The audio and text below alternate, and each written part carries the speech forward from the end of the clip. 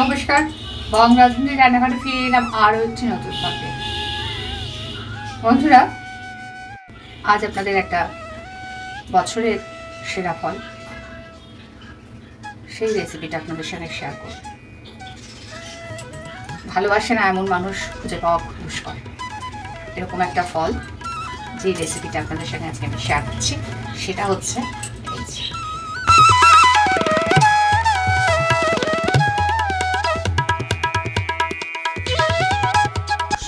প্রথমে ধুয়ে নেব, পরিষ্কার করে ভালো করে ধুয়ে নিচ্ছি। তারপর এটার খোসা ছাড়িয়ে নিতে হবে। বন্ধুরা, এটাকে একটু হালকা করে চাপ দিলেই এর মাথার যে অংশটা সেটা খুলে যায়।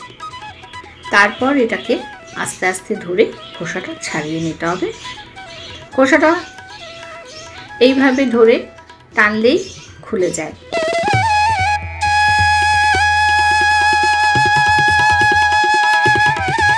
খোসাটা ছাড়ানো হয়ে গেছে। এটাকে এরকমভাবে টানবো।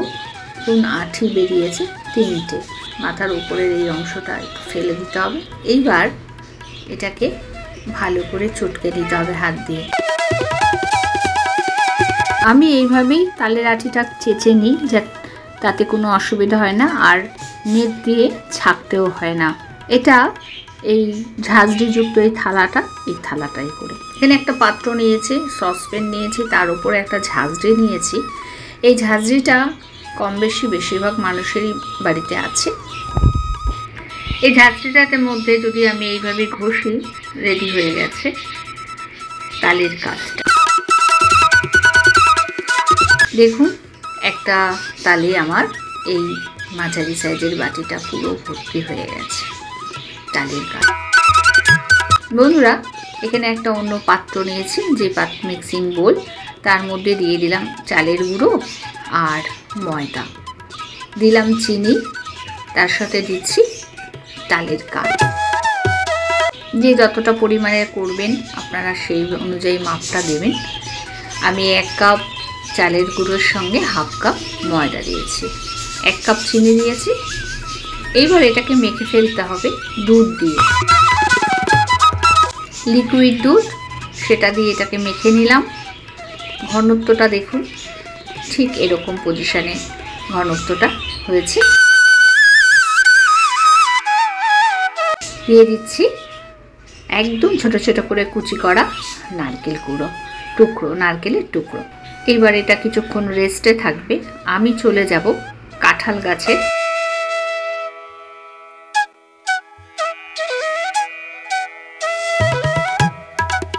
কাঁঠাল পাতা পেরে নেব। কয়েকটা কাঁঠাল পাতা দিয়ে, যেহেতু আমার বাড়িতে কাঁঠাল গাছ আছে তাই আমি কাঁঠাল পাতাটা আপনাদের সঙ্গে শেয়ার করলাম। এরকমভাবে ঠোঙা বানিয়ে নেব, যাকে বলে একদম কুলফির মতো হবে। তো পাতাগুলোকে ভালো করে ধুয়ে পরিষ্কার করে নিয়েছি। এবার প্রত্যেকটা পাতার গায়ে ঘি মাখিয়ে নেব।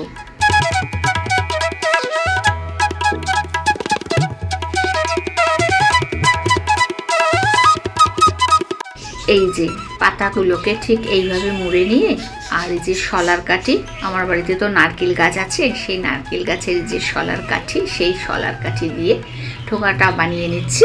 আর যার বাড়িতে কাঁঠাল পাতা নেই তারা কি করবেন, তারা এরকম সমান মাপের বাটি নেবেন, বাটিতে ঘি মাখিয়ে নেবেন।